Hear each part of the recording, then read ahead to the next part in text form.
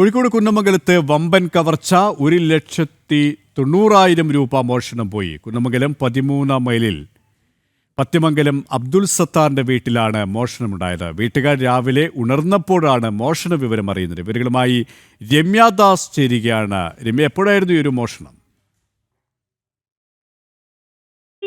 ഈ കുന്നമംഗലത്ത് പത്തിമംഗലം അബ്ദുൽ സത്താറിന്റെ വീട്ടിൽ മോഷണം നടന്നത്.